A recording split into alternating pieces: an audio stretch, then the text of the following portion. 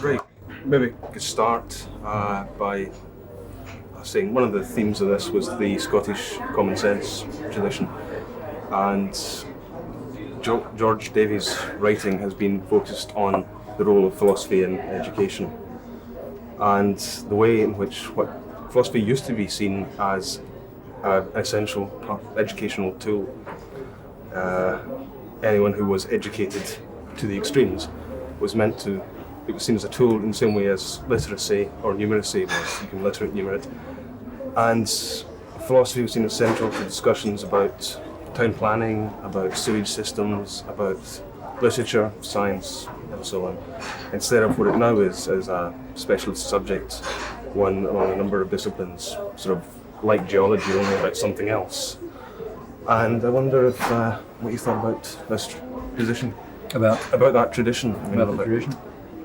Well, I don't. I mean, I think there's a need for for careful thinking, clarification of ideas, integrating disciplines, searching the conceptual foundations of things, clearing away the underbrush, as Locke put it. If one wants to call that philosophy, okay, then everybody ought to be involved in philosophy. If there's also a serious professional field with several, where you really need professional training, and it has it's like mathematics or something, that's okay too. Well, I don't think there's anything wrong with development of professional disciplines with their own problems and interests and concerns, and I don't see any particular reason why they should be in conflict. And in the case of some people whose interests go that way, they can be brought together. So, I mean, I have friends who are serious analytical philosophers who work on problems of, say, medical ethics or justice and democracy, and that's where their natural bent leaves them. I know other philosophers who would know that the world exists. And I know people who deal with problems in a way which I would regard as philosophically acute, who don't know there's a subject called philosophy. That raises the question of the non-intellectuals. You said that education system selects for obedience, which is memorable, and the way in which people who do not obey are dismissed. Anyone else? Well, the notion of intellectual is one that I think we ought to speak with quotes around it. I mean, a category, that doesn't make much sense for there to be a category of people called intellectuals. I mean, there's a category of cultural commissars. There's a category, there's a category of mind workers. But in fact, I think a lot of the work that's called intellectual work, say scholarship, doesn't seem to me to involve the mind any more than fixing a car does. Fixing a car involves the mind too, a lot in fact. And a good deal of scholarship is, even highly respected scholarship, can be done by a well-trained clerk. In fact, there's a category of intellectuals who are supposed to discourse and high talk about contemporary affairs or important issues, and most of it's hogwash and ideology, a way of controlling and indoctrinating people. On the other hand, I mean, and just in my own personal history, the richest intellectual community that I've ever seen, way beyond, say, Harvard and Oxford, in my personal experience, happened to be a community of largely unemployed Jewish working class people who were friends and relatives in the late 30s and early 40s. Some of them barely went to school. In fact, the one person who had an enormous influence on me in childhood, and in fact helped shape a lot of my own thinking about all sorts of things, from politics to psychology, and literature, is a guy who was ran a newsstand and never got past fourth grade. I'd call him, he was really serious intellectual, thought about things, read widely, right ideas, lived in a very lively intellectual circle. In fact, largely around his newsstand, where people would come and gather and talk, and it's a fantastically interesting place. And on the other hand, I've spent a lot of time in universities, and it's often, it varies, but there are places where it's just It's like talking to people who have a craft, and they like to talk about their craft, and they're good or bad at it, and there's nothing particularly intellectual about it. So it seems to me that, to the extent to which you're an intellectual, I mean, everybody works with their mind, and some people, you should have the opportunity to do it well. That's an important part of human life, and that makes you intellectual in that part of your life. Is it possible just to add a supplementary to that and say what similar informal organisations, because it obviously was very informal these early years. We've been, some of us have been involved with an organisation called the Free University of Glasgow that you've heard quite a lot about. One of the things that defines it is it's very hard to define. It's a university without walls. It met fortnightly more or less in the same place. It wasn't a place that we administered outside those hours. It drew up from a network of 200 people, but realistically only about 30 or 40 of those people ever really came along more than once. But a lot of people liked to know that it was there. They liked to know, even sitting alone somewhere, that somewhere was around that they could come out of their privacy to. It was a fairly homogenous group of people, young-ish, disaffected, half unemployed, half ex-students. One thing that probably had in common was not involved with orthodox parties at all, not involved with specialist political activism per se. Now, one thing that depressed me about it, and I wanted to ask you about whether you've had similar experiences, is it gave you a good feeling when it was going, but now it's sort of lapsed, as these things do after a few years, and you feel somewhat that all it did was to confirm just how outside these outsiders that we were are. The only other model I can think of is at times in Eastern Europe where groups like this exist and actually they go from being complete outsiders, as they have recently in some organisations, to be the new rulers, almost anti-democratically. Someone has to do it, someone has to be put forward quickly for foreign minister or president or whatever, and I'm not satisfied with that mode either. Obviously it's emergency, political change happens rapidly. I don't think it's emergency. I mean, I think they're moving in the natural direction of elite intellectuals who either try to take power in the Leninist model or to serve power in the state capitalist model. And I'd be very suspicious of them for exactly that reason. But that's not the only model of life there is. Sure. You can be part of, you can be a resource to the extent that you're a professional intellectual, whatever that means. You have the training and the background and the interest and the talent, whatever it is, to do intellectual work. You can become directly involved, and you can be a useful resource. You can be part of ongoing popular movements that require self-education, organization, and action, and so on and so forth. If you just, it's perfectly true that you kind of like sit around in a coffee clutch. It's fun, but nothing comes out of it. What I wanted to ask you was if you had been involved in any, between your very early years in your youth and now, what very informal organisations, small type things had you been? I mean, my own, I say my own personal experience, but everybody's personal experience is unique. It doesn't necessarily mean anything for anyone else. Mine happens to be very idiosyncratic. And I didn't have all that much formal schooling in the usual sense. I'm meaning more, if there is any equivalence of this thing for university that we're talking about. Yeah, for example, when I was in most of my advanced education, such as it was in places like this. I mean, we used to have, one of the things that attracted me to graduate work in linguistics at the university where I was, and in fact drew me back into the university when I basically dropped out, was the fact that there was a group of one professor and a group of students around him who were politically radical, very alienated from the system, doing smart and exciting work, and so dissociated from the university that we never even met there. I mean, our classes were in a cheap restaurant across the street, or in an apartment in New York 100 miles away, or something like that.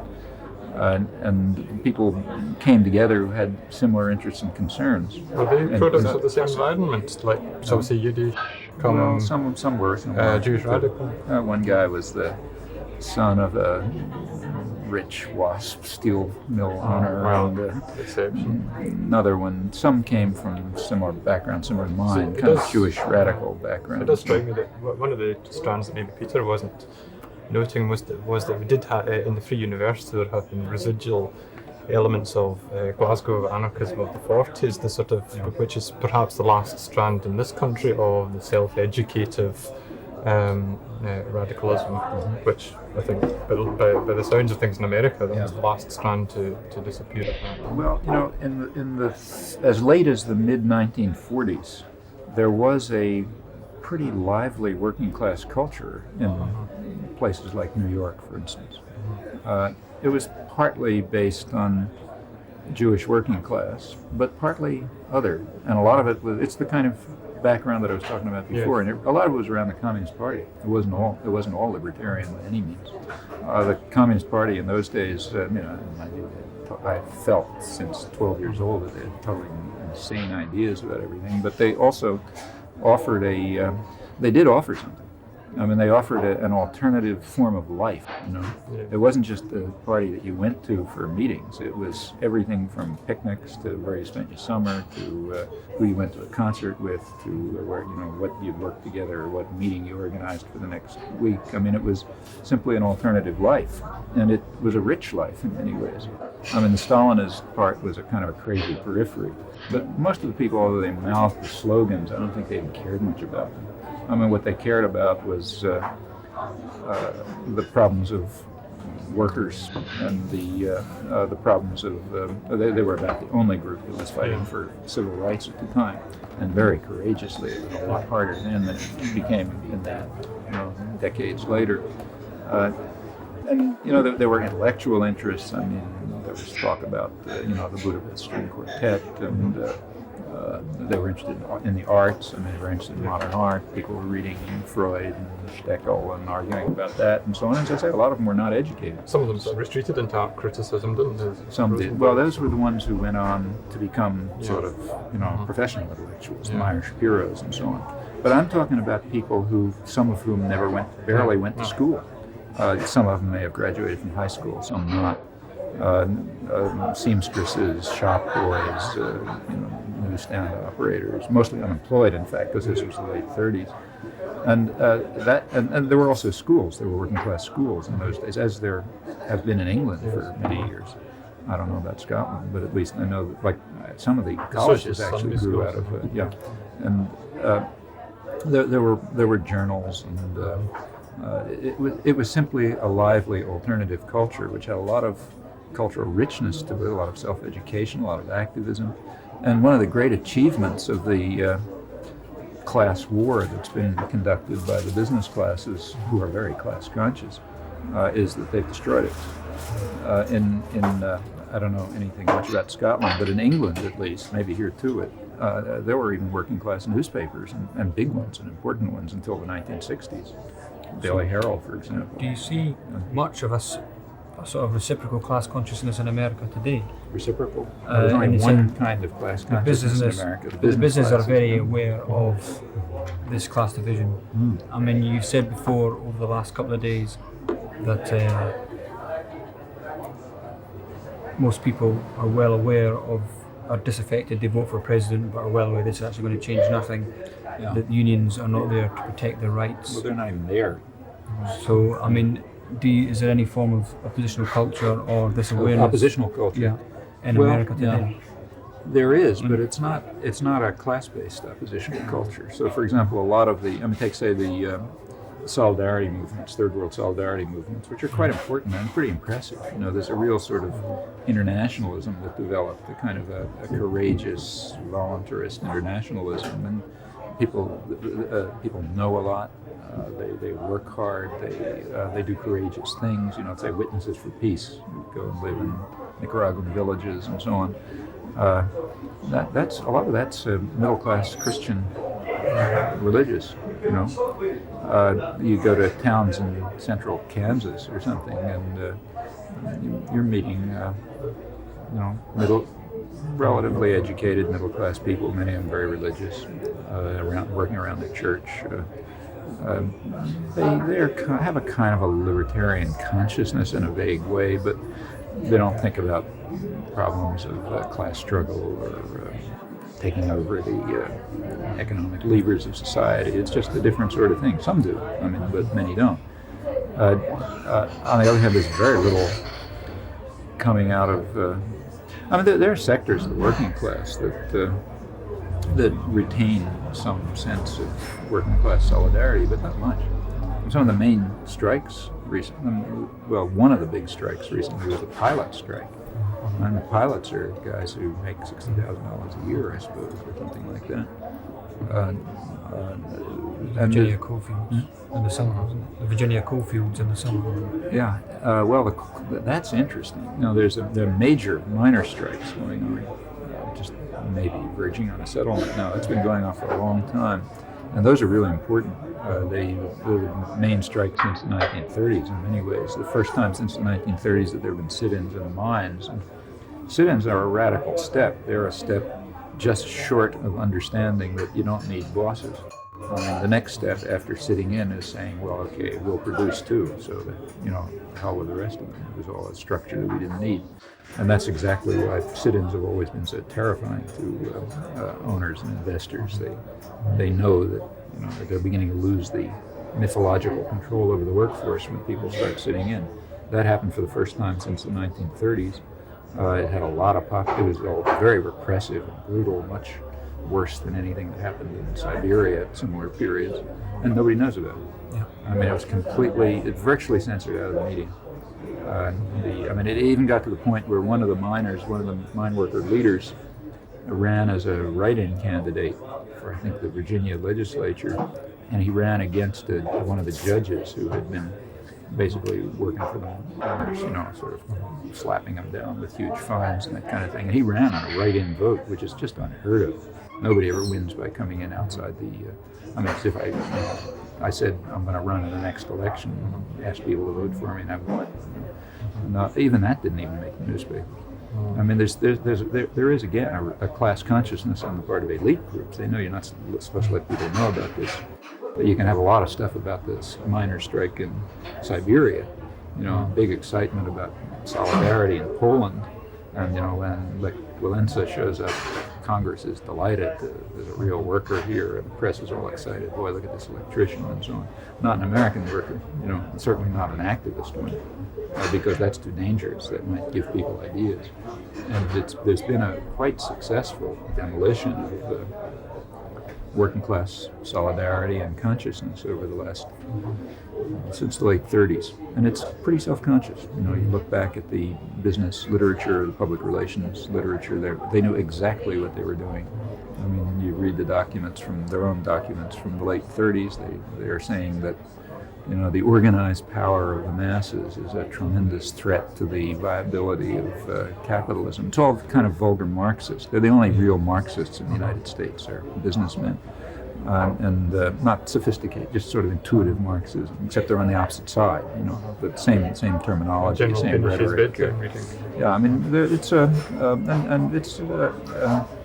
So that's the only place in the United States where you can see the word masses, which is a taboo word, but you can find it in the business literature all the time. They're worried about the masses. But it's a manipulative word anyway. Pardon? It's a manipulative word anyway. Well, but they mean it the way a committed Marxist means it. Yes. They're worried about the organized power of the masses, and they got to crush it because they're on the opposite side of the barricades. Yeah. And there have been lots of sophisticated devices worked out for this. It just began really, in the modern sense, around 1937, when the public relations industry, which is a huge corporate structure that serves the interests of business, they began developing something that was called, I think, the Johnstown formula. It was a way of a method of strike breaking, and that was important in 1937 and 38 because there's 25% unemployed, big problems, and they looked at that time as if the capitalist structure was just collapsing, and they had to break down the incipient working class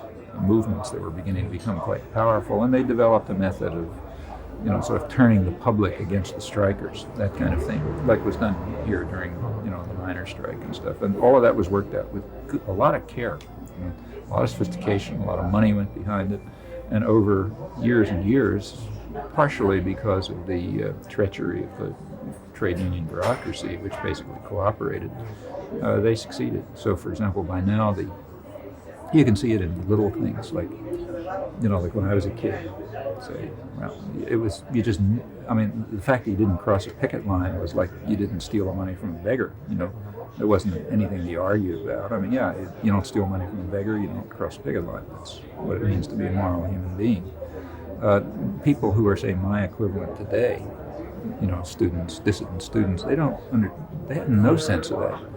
During there was an Eastern Airlines strike a couple of months ago, and to try to break the strike, management lowered the fares, so you could go to New York more cheaply by Eastern than everyone else. You had to cross the picket line. Nobody thought twice about it. Yeah, sure. Boy, look, we can get to New York cheap. Let's all go. And when the question came up about crossing the picket line, first half time people know what you're talking about, and then if they think about it, they say, well, why should we oppress the workers who want to go back to work? It's not fair. The union's just oppressing the workers by forcing them to stay off. In terms of other possible areas of political motives for political change in America, you've mentioned in numerous places recently that at the moment the height of at the moment dissidence is at a greater height than you can ever remember it being in America, greater than since the 60s. Greater than since the 30s. And the 30s was different. That was not really substantial. And adding to that, you've also said that whereas the Union Hall is the place where people meet socially, maybe in Britain, where even now the Labour Union still is a form of social contact, in America it's the church hall. And if you, for example, if we were doing this in the United States, we'd be meeting in the Baptist church because it's there. just to add, let me butt in.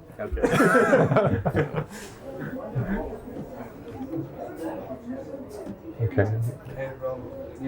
For example, if we were having a meeting similar to this one in the United States, we'd be meeting in the local Baptist church or something like that. If I could add, sort of further, you also often quote voting figures and percentages of the people voting that feel strongly that they don't really want the policies to be put into action. You also, I think I'm right in saying, quote the percentage of people voting as a percentage of the population who could vote. There's another American writer, I think he's a libertarian, John Zerzan, who often talks about these latent areas of great social hope, one of which is increasing absenteeism at work, that people, he says, are getting more and more disaffected. He goes through statistics in the Harvard Business Review and whatever, and shows that business are really worried about this. They're bringing in stress counselors, they're not sure what's happening. And he also says that in the area of consumer demand, people are becoming more fickle, they're becoming more harder to persuade. And recently, the past 3 months over the Christmas period, of Bloomingdale's and other chains worrying about their sales, their discounts are getting higher and higher. It strikes me that from the voting figures to the higher discounts in American stores, and no one will buy anything that's not a bargain, all of this seems to me rather sort of optimistic. It's a very latent activism. Do you want to? Well, first of all, I want to make some distinctions there. The fact that people didn't shop at Bloomingdale's is because they don't have any money. It doesn't have much to do with dissidence. There's been like in Britain, and for the same reasons, it's moving towards a kind of a two-tier society with tremendous wealth and a lot of poverty, and for a substantial part of the population, their economic level has declined. So they're not buying anywhere. Real wages have been going down since 1973. It's unprecedented in American history. Things like, say, labor struggles for decades. The United States has a pretty violent labor history, and there were struggles for things like, say, a 40-hour week, 8-hour day, 40-hour week. That's the big struggle for forever. They finally got it, and they quickly lost it. Nobody works a 40-hour week anymore. You work a 50 or a 60-hour week, and you have to have two wage earners because there's no way to survive otherwise. So those things aren't. They may. I don't think most of that is an indication of dissidence. But about your general point, I tend to agree. I mean, I mentioned the voting figures just to point out how little the political system functions. But in itself, it's not a sign for optimism or anything else. I mean, disorganized dissidence can become apathy. It can create the mass basis for a fascist movement. In fact, that's not a small danger in the United States. Just generalized unhappiness with things, that can be mobilized by a charismatic leader. In fact, in my view, the United States and the world are very lucky in that there has never been a charismatic political leader in the United States recently. If there were one, we could all be in real trouble. Unfortunately, Reagan was regarded as just a clown, and Nixon was a crook, and Joe McCarthy was an obvious thug, and so on. In fact, the only one who sort of came close was probably John F. Kennedy. And it's one of the reasons why I always thought of him as one of the most dangerous people in modern American political history. Though fortunately his appeal was mostly to the educated, who are less dangerous and more easy to push around. This brings in another figure you mentioned of the 40 million Americans who are born again. Yeah. And William Gaddis, the writer, talks about the similar number of people in America who believe that the world was probably created in 7 days. Mm-hmm. And that high level of irrationality and astonishing sort of lack of knowledge and of critical knowledge links with the possibility the charismatic leaders are the television evangelists. See, now it's perfectly true, and again, it's very fortunate that the television evangelists are so totally corrupt. I mean, I'm personally all in favor of corruption. I think it's a marvelous thing. It's one of the things that prevents power. What's really dangerous is somebody who's interested in power, a Hitler. If a guy's just interested in ripping off his, parishioners or sex or something, that's not a big problem. In fact, it's good. The more corruption there is in the government, the better, because the less chance there is anybody will take it seriously or be committed to it and so on. So whenever corruption shows up in the government or in the evangelical church and so on, I think people ought to cheer. It costs something, but that's not much.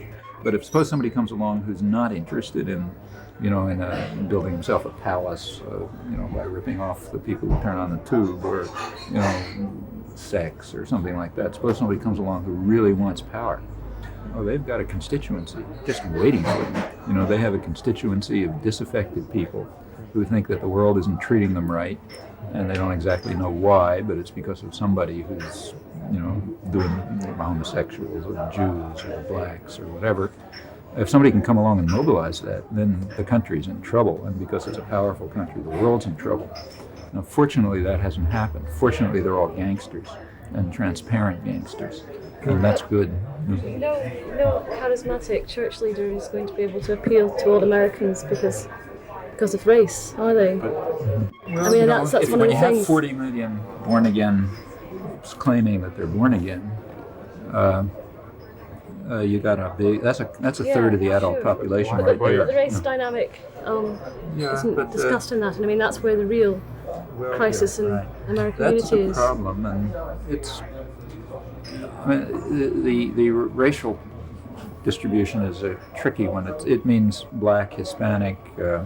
Those are growing parts of the population, and it means that if there were to be a nativist fascism, it would pretty soon it won't really be able to be anti-black and anti-Hispanic. Could be Hispanic and anti-black. That would still be possible. You're still talking about maybe 10% of the population, and they can be victimized.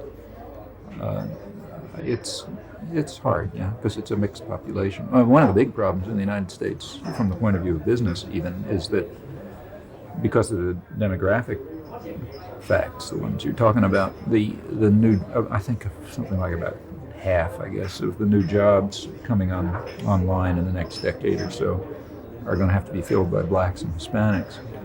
And business is worried about that. It was okay for a long time to just cram the underclass into slums and let them prey on one another and don't bother us.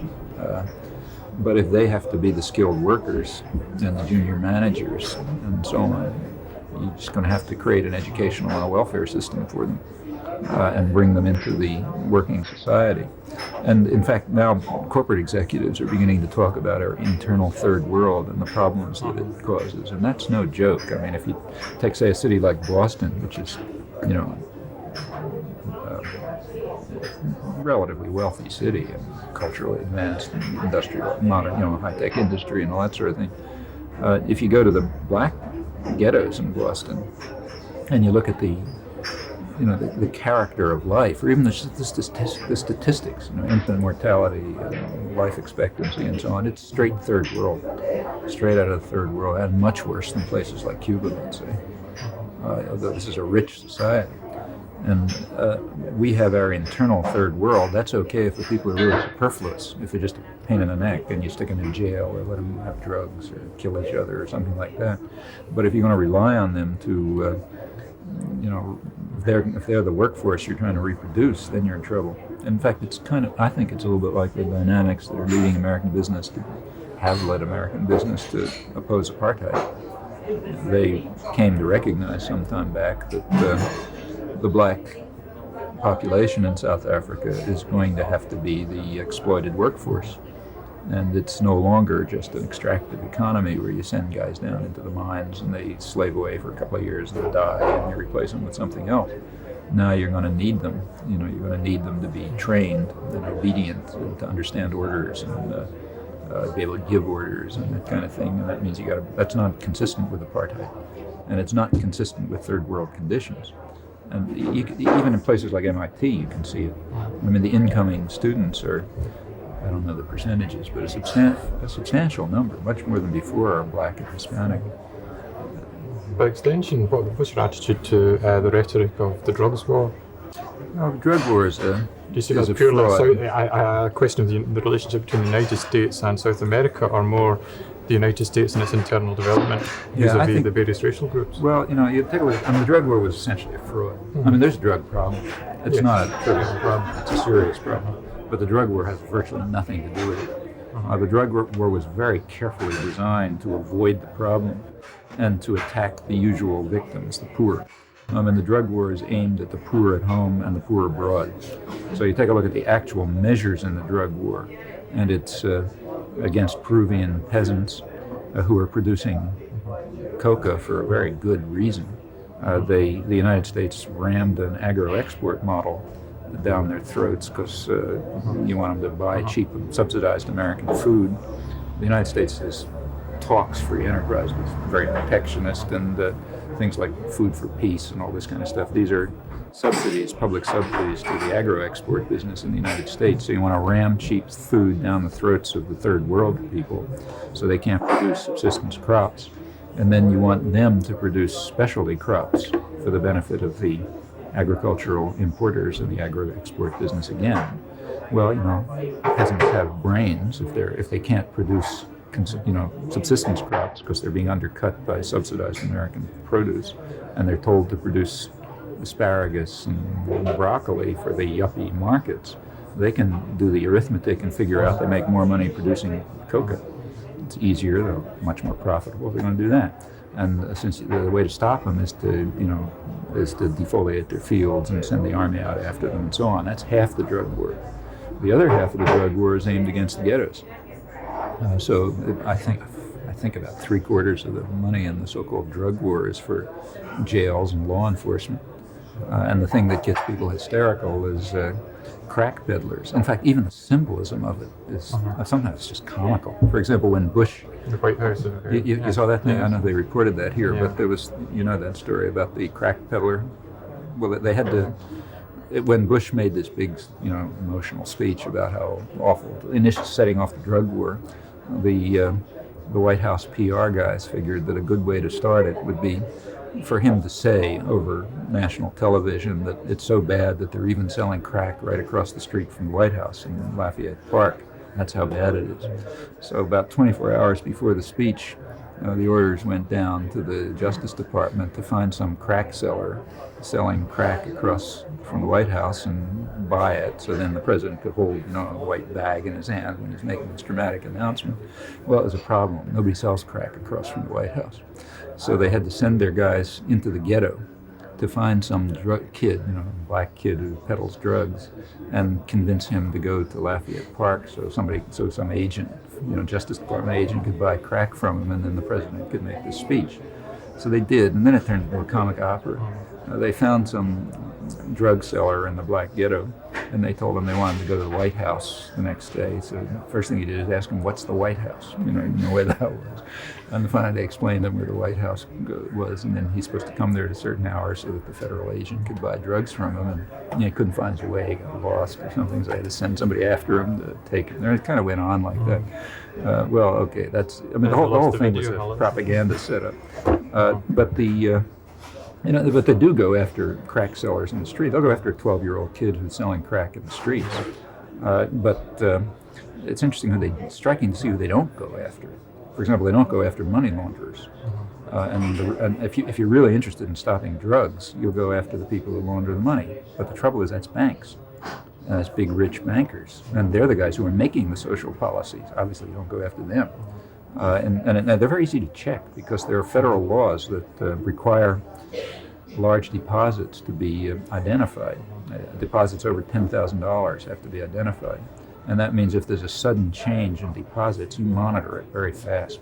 And when this started around 1978, I think, you could just see what was happening. It was transparent what was happening. I mean, as the drugs started coming in, the bank deposits in Miami started shooting up. Well, that's the big laundering center.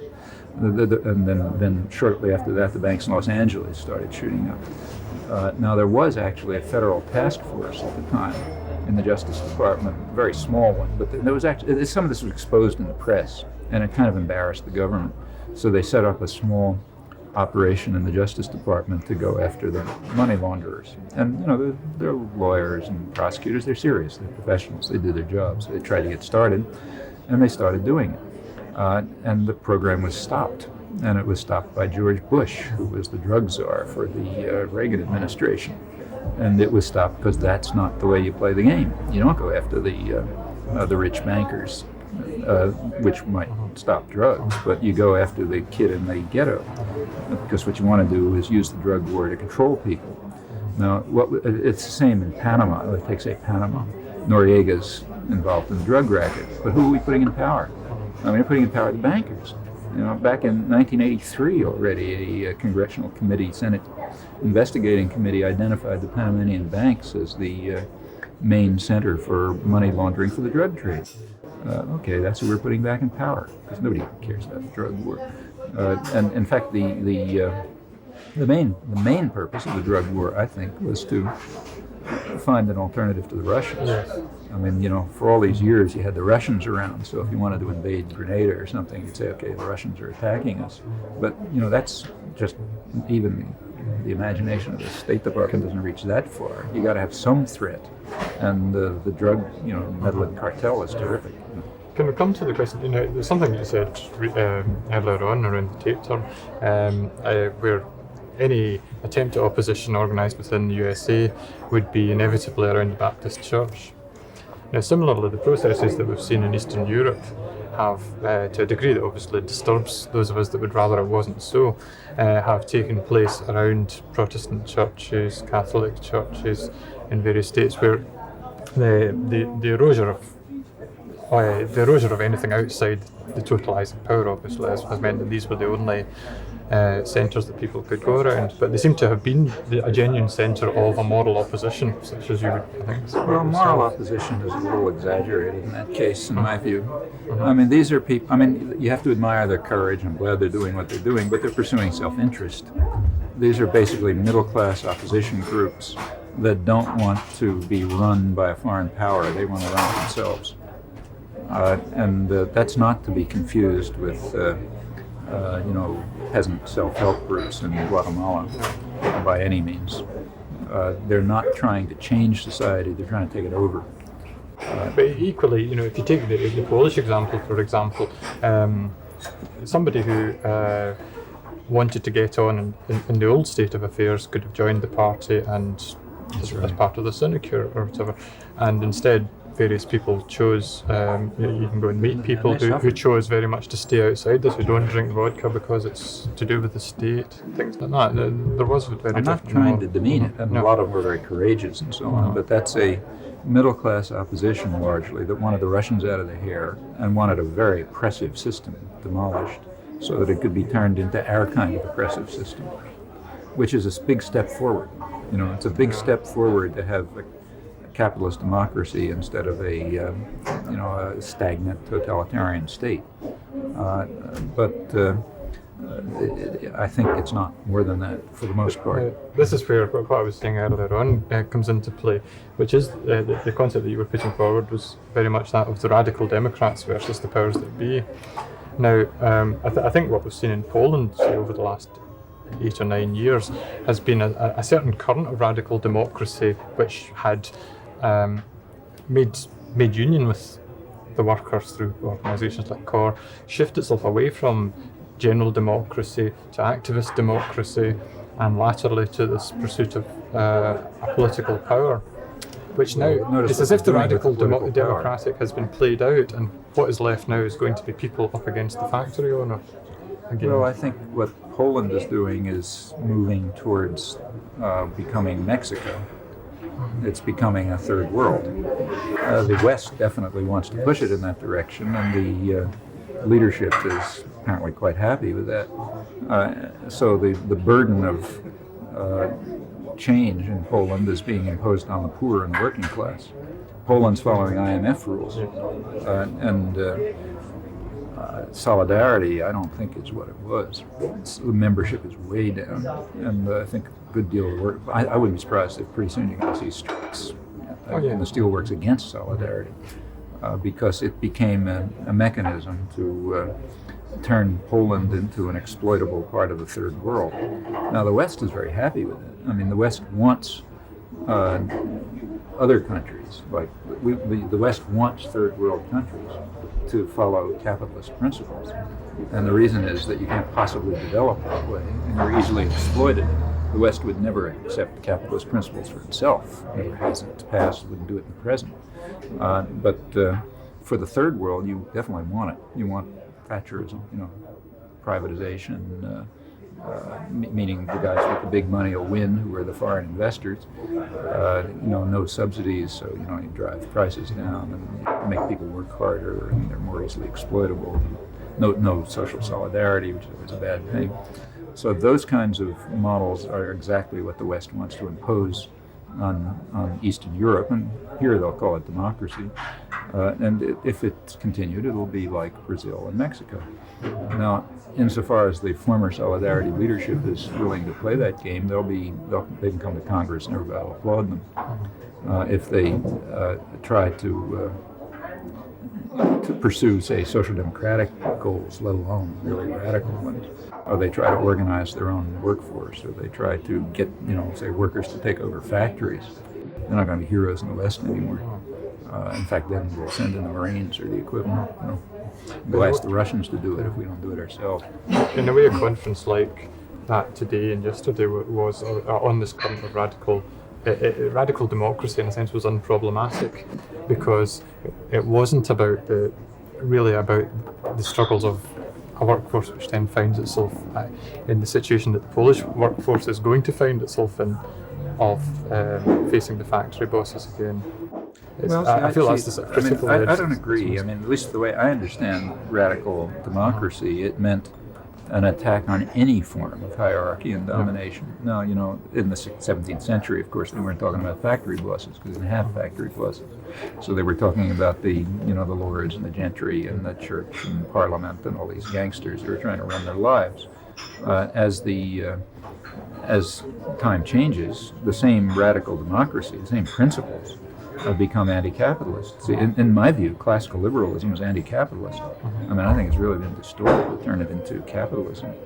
You take classical liberalism seriously, it's completely inconsistent with capitalism. Now, of course, classical liberalism in the 18th century was not opposed to industrial capitalism because there wasn't any industrial capitalism. So, you go back to, say, who they're complaining about. It's the feudalism and the church and the state and so on. Those are the centers of power. But it's anti-state, not because the state in itself is bad, but because power is bad. Now, when power shifts into the hands of industrial conglomerates and corporations, that's bad for the same reasons. And exactly the same principles lead you to be anti-capitalist, anti-industrial capitalist. And when you see the state and the corporations, linked in a ruling system with formal democratic procedures, well, if you're a classical liberal, you're against that. No, that's not the way it's been interpreted, of course. It's been interpreted into an ideology of capitalism, but I think that's perverting the logic of it totally, for obvious reasons. But it seems to me if you take the libertarian ideas of the radical Democrats and you take them up till today, you become a socialist anarchist. Same ideas, or a council communist or something. That's classical radical democracy, adapted to new social structures.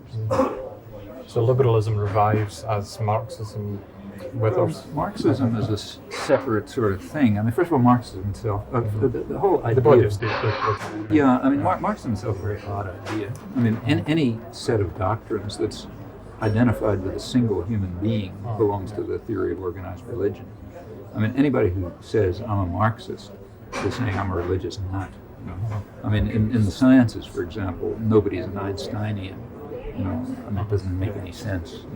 I mean, these guys are human beings. I mean, they lived at a particular period. They had some bright ideas, some stupid ideas. They did some rotten things and some good things, and you learn what you can and you improve on them. And it's sort of interesting for the history of ideas. But if Marxist if the ideas of Karl Marx are still being